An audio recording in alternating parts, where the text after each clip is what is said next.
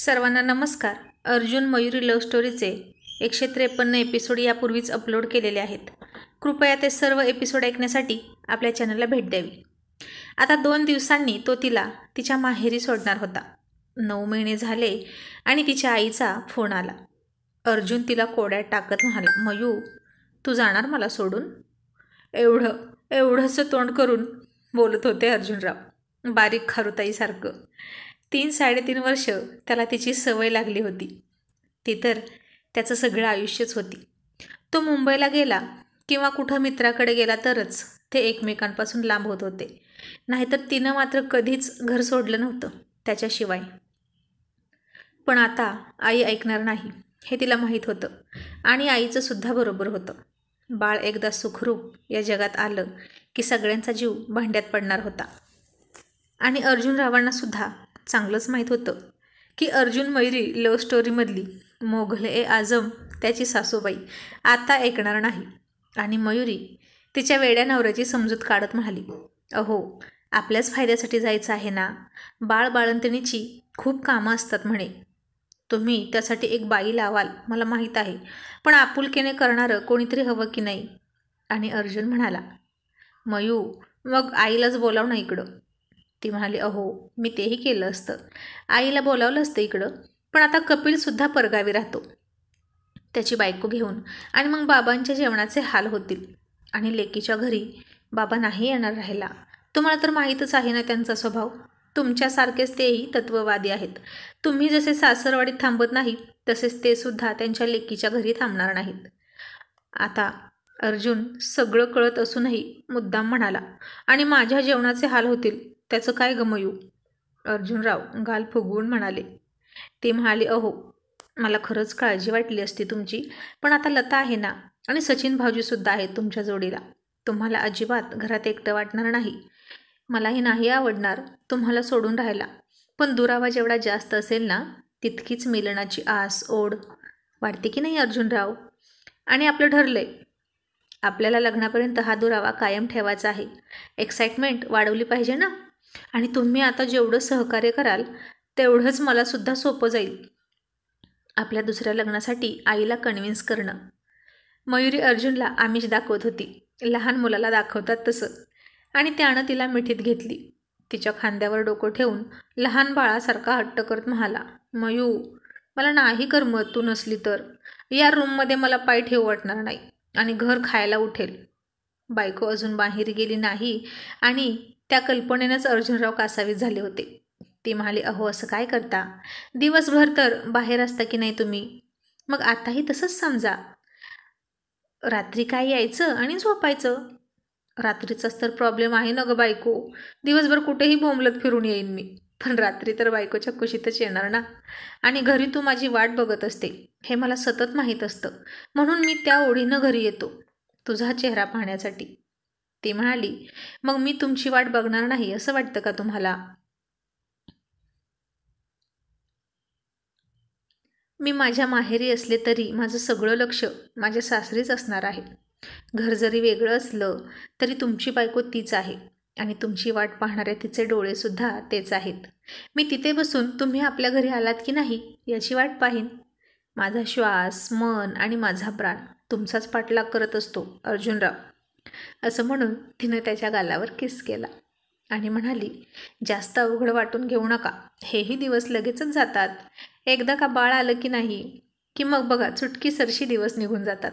अहो दिवस पुरत नाही त्याचं करता करता आणि त्याचं कौतुक करून. आणि तुम्ही मला आणि बाळाला भेटायला येणारच की, हो की नाही सांगा बरं? आणि तुमची इच्छा असेल तर तुम्ही रोज येऊ शकता आणि राहूसुद्धा शकता माझ्याजवळ.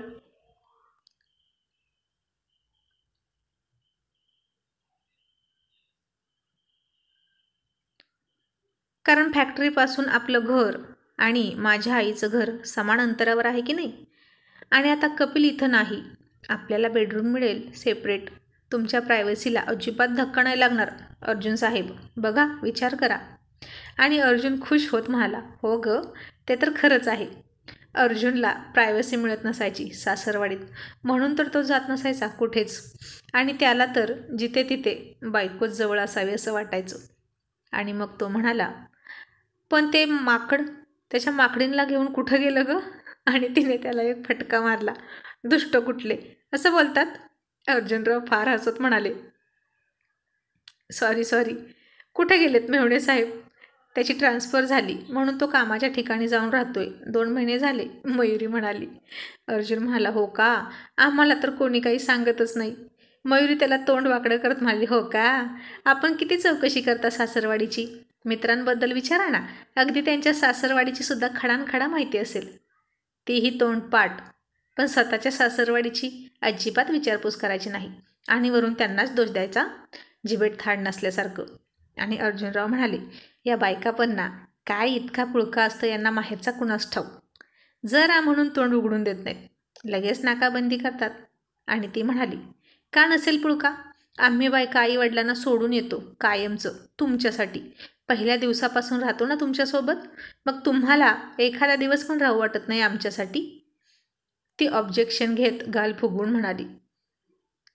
आणि अर्जुनराव म्हणाले, ऑब्जेक्शन ओव्हर रूल मिलॉर्ड. पण सासरवाडीत असं किती दिवस राहीन मी?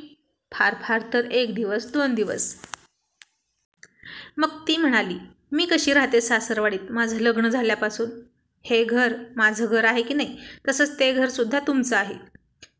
मी स्त्री आहे म्हणून मला हे सहज जमतं. तुम्ही पुरुष आहात म्हणून तुम्हाला जमत नाही का?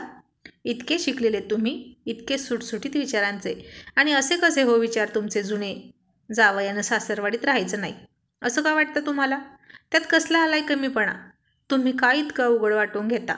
माझे आईबाबा तुमचे आईबाबा आहेत की नाही? सगळ्या जगाला शहाणपणा शिकवता आणि स्वतः असं वागता.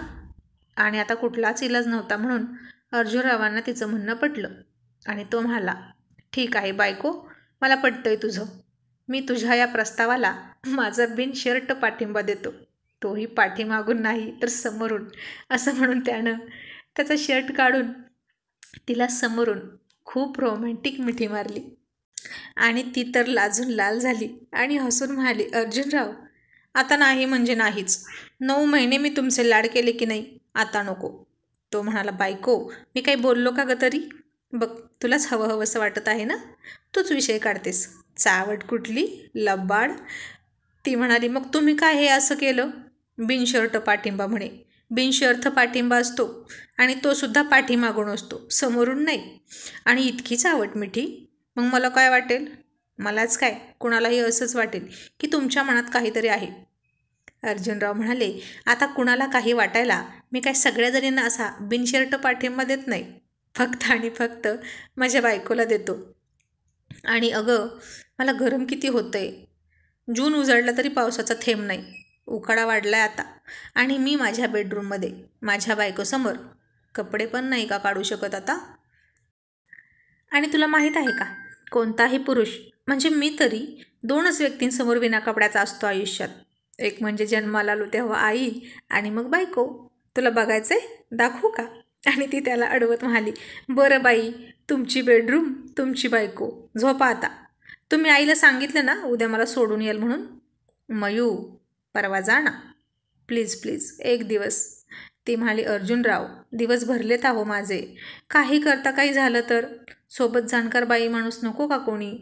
तो म्हणाला, अशी तर तुझी आई तू गरोदर राहिल्यापासून म्हणत होती, पण काय झालं का गं? अगं, आपण सुद्धा आपले अनुभव घ्यायचे ना, कशाला इतरांवर अवलंबून राहायचं? ती म्हणाली, तुमचं बरोबर आहे, पण तिच्याही मनाचा जरा विचार करायला हवा ना. ती सुद्धा हळवी आहे, आई आहे ना. आणि तुम्हाला जर मुलगी झाली आणि तुमच्या जावयानं असं केलं तर काय कराल? अर्जुनराव म्हणाले, अगं, उलट मी तर खुश होईन, माझ्या जावयाला डोक्यावर घेऊन बसेन. ती म्हणाली, तुम्ही त्याला डोक्यावर घेणार, पण तो तुमच्याकडे आलाच नाही तर काय कराल? ती अर्जुनरावांचं आता ब्रेन वॉश करत होती. आणि मग पुढे म्हणाली, माझी आई आहे म्हणून खूप काळजीपोटी मला ती बोलवत आहे, आणि मला आई नसती तर गोष्ट वेगळी होती. आणि त्यानं तिच्या तोंडावर हात ठेवला.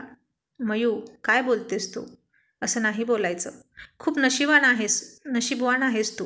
तुझी आई आहे तुझ्यासोबत. मला आणि प्रीतीला विचार ना, जेव्हा आपली आई या जगात नसते तेव्हा काय अवस्था असते. तुझी आई तुझ्यावर जीव ओवाळून टाकते, हे मला दिसत नाही का? सगळं दिसतं, पण खरं सांगू, आईनंतर मला इतकी माया फक्त तूच लावलीस. या 2च व्यक्ती आयुष्यात खूप महत्त्वाच्या असतात. आई आणि बायको. आईचं प्रेम तर मला आयुष्यभर नाही मिळालं, देवानं ते लवकरच हिरावून घेतलं. पण तू मला आई आणि बायको दोघींचं प्रेम एकत्रच दिलं आणि म्हणून मला तुझ्यापासून दूर नाही जाऊ वाटत, तुला सोडू वाटत नाही. लहान मुलासारखा तुझ्याकडेच हट्ट करतो आणि तू माझी आई होऊन तो हट्ट पूर्ण करतेस माझा. आता अर्जुन भाऊक झाला होता आणि त्याचे डोळे भरून आले होते. आईचं आठवण आली, तिचं नाव काढलं की तो नेहमी असाच भाऊक व्हायचा आणि मयुरी त्याचे डोळे पुसत म्हणाली, मग असंच लहान मुलांसारखं या आईच्या मागे मागे माझ्या माहेरी तुमच्या बाळाच्या आजोळी तुम्हाला अजिबात जाणवणार नाही परकेपणा. आणि अर्जुन हसून म्हणाला, ते तर आहेच, जिथे मयुरी तिथं अर्जुन, हे तर त्रिकालाबाधित सत्य आहे. चल झोप आता. मग ती म्हणाली, अहो ती कपाटातली निळ्या रंगाची आणि पिवळ्या काटाची साडी काढून इस्त्री करून द्या ना, उद्या जाताना घालते. मयू नको ना उद्या, तो पुन्हा हट्ट करून म्हणाला. बरं बाई, नाहीतर नाही उद्या. किती हो हट्टी तुम्ही. मग अर्जुनराव खुश होऊन कपाट उघडत म्हणाले, ही साडी ना? ती म्हणाली, नाही हो, दुसरी. हां, ती मोठ्या काटाची घ्या. आणि अर्जुन साडी हातात घेऊन म्हणाला, ही मोठ्या काटाची साडी तुला आवडते होय ग? ती म्हणाली, हो, छान दिसतात साड्या मोठ्या काटाच्या. आणि अर्जुनराव चावटपणा करत म्हणाले, मला तर बाबा लहान काटाची आणि नाजूक ओठाची आवडते. जाड ओठांची आणि मोठ्या काठाची अजिबात नाही चांगली दिसत. आणि फार सिन्सिअर चेहरा करून म्हणाले, तुला सांगू का, ओठांची आणि काठाची जाडी सेम सेम असते. अरे देवा. तिने तर फार धक्का बसून डोळेच मोठे केले. असं चावट बोलणं ऐकून ती खूप चिडली. आता नवऱ्याचा चावटपणा तिच्यासाठी काही नवीन नव्हता, पण दरवेळी ऐकावं ते नवलच असायचं. आणि ती म्हणाली, शी घाणेरडे कुठले, किती नालायक नीच आहात हो तुम्ही, फाजील माणूस, कधीच सुधारणार नाही तुम्ही. आता मी नाहीच राहणार, उद्याच्या उद्या मी निघून जाणार. मयुराणी, अर्जुनरावांची बायको आहेस तू, एकदा शब्द दिला की मोडायचा नाही. आणि ती म्हणाली, आणि तुम्ही तुमचे शब्द कसेही वापरले तरी चालतात. आणि तो तिला डोळा मारत म्हणाला, थोडीशी गंमत केली ग बायको, तुझ्याशिवाय माझं तरी कोण आहे. बास बास, आता नका जास्त इमोशनल करू मला, करा इस्त्री पटकन. मयू ही ना नक्की मोठ्या काठा असं म्हणणार इतक्यात ती म्हणाली, अर्जुनराव बास आता, इस्त्री करा आणि ठेवा, असं म्हणून ती झोपली. आणि आता आज रविवार होता. सकाळी सकाळी अर्जुन आणि सचिन भाजी मार्केटमध्ये गेले होते. त्याने ओल्या शेंगा घेतल्या भुईमुगाच्या, तिला खूप आवडायच्या खायला. ओली कच्ची शेंग आणि त्याला भाजून आवडायच्या. मग तो घरी आला तर फोनवर ती आईशी बोलत होती. बेडरूममधला TV चालू होता, रेडिओसुद्धा चालू होता, गॅससुद्धा चालू होता आणि हिचा फोनसुद्धा चालू होता. अर्जुन म्हणाला, मयू अगं काय हे, TV चालू, मोबाईल चालू, गॅस चालू, रेडिओसुद्धा चालू, तुझं काय चाललंय ग? ती हसून म्हणाली, आता जिचा नवराच चालू असेल ती दुसरं काय करणार, सगळं चालूच ठेवणार ना. आणि अर्जुन तिच्या या शब्द फेकीवर फिदा होत म्हणाला, बायको तू सुद्धा कमी चालू नाहीस हां, पण थोडा मेंदू चालव ना, का आईचा फोन आला की तो लगेच बंद पडतो. ती चिडून म्हणाली, अर्जुनराव गप्प बसा. तो म्हणाला, बाजाराची पिशवी रिकामी कर, मी आलोच फ्रेश होऊन, चहा ठेवू. मग शेंगा बघून खूप हरकली ती. तिनं चहा घेतला आणि शेंगासुद्धा घेऊन बेडरूममध्ये गेली. त्याला चहा दिला आणि शेंगा खात बसली आणि म्हणाली, खूप छान शेंगा भेटल्या हां, अगदी ताज्या आहेत, पण याचे दाणेसुद्धा बघा ना किती मोठे आहेत आणि गोडसुद्धा. 2 दाण्यामध्येच अख्खं तोंड भरतंय. आणि अर्जुनराव चावटपणा करत हळूच म्हणाले, मयुराणी माझं तर एकाच दाण्यामध्ये पोट भरतं, तोही खूप टेस्टी असतो बरं का, आणि लग्न झाल्यापासून मी एकच दाणा खातोय पण संपत नाही. तसा मयुरीने त्या 4-5 शेंगा घेतल्या आणि सपदिशी अर्जुनरावांना फेकून मारल्या. आणि तो तिला डोळा मारत खूप हसायला लागला. आणि ती म्हणाली, आता आजच सोडा मला, मी नाही राहणार तुमच्याजवळ. असा चावटपणा करत असता सतत. तो म्हणाला, जा बाई जा, आता तू पण सारख्या धमक्या दे मला, बायकोची जातच जन्माला आलेली असते धमक्या द्यायला. गरीब बिचाऱ्या नवऱ्याने लगेच घाबरतो. ती म्हणाली, मग तुम्ही का मला असं चावटाने घालून पाडून बोलता. आणि आता गप्प बसतील ते अर्जुनराव बसले. ते पुन्हा चावटपणा करत म्हणाले, बायको सॉरी टू से, पण तुझा क्रम चुकतोय. अगं घालून पाडत नसतात तर आधी पाडतात आणि मग घालतात, हे सोपं असतं, म्हणून पाडून घालून बोलता असं म्हण. आता तर मयुरीला हसावं की रडावं हेच कळत नव्हतं. कसंही बोला या माणसासोबत. त्याचा स्वतःला पाहिजे तसा फाजील अर्थ काढणार म्हणजे काढणार. तिचा चेहरा लाल झाला होता. पण लाजून की रागानं हे बघायला अर्जुनराव तिथं थांबले नाहीत. कारण अजून शेंगा तिनं फेकून मारल्या असत्या आणि जाता जाता म्हणाले, मयू, शेंगा फेकू नको ग, आतले दाणे हर्ट होतील. माझे नाही हा काही नुकसान, तुझंच नुकसान होईल. आणि असं म्हणून अर्जुनराव बाहेर पळाले. ती खूप हसायला लागली आणि म्हणाली, फाजील कुठले, आता यांच्याशिवाय मलाच तिकडे करमणार आहे की नाही कुणास ठाऊक. कुणास ठाऊक म्हणण्यापेक्षा नाहीच करमणार. म्हणून तर गोड गोड बोलून जास्तीत जास्त दिवस अर्जुनरावांना तिकडेच थांबवण्याचा प्लॅन केला पाहिजे. मी नाही बाबा राहणार इतके दिवस, असं म्हणून तिने तो गेला त्या दिशेने तिचे दोन्ही हात उंचावून बोटे कपाळावर मोडली आणि म्हणाली, नजर नको लागायला माझ्या चावट नवऱ्याला. कुणाची कुणाची कशाला, माझीच नको नजर लागायला माझ्या नवऱ्याला. आणि हळूच दारापाठी मागून अर्जुनराव म्हणाले, मयुराणी, अगं खूप जणी नजर ठेवून होत्या या ब्रँडेड मालावर, पण तुझीच नजर लागली अगं, म्हणून तुझाच नवरा झालो. आणि ती हसून गोड बोलून म्हणाली, असे लांबून काय बोलताय, या ना इकडे या. तो म्हणाला, नको बाबा, आधी नजर काढून बोटं मोडलीस, आता फटके देऊन कंबरडं मोडशील. असं म्हणून अर्जुनराव पुन्हा पळून गेले आणि मयुरी खूप खूप हसली.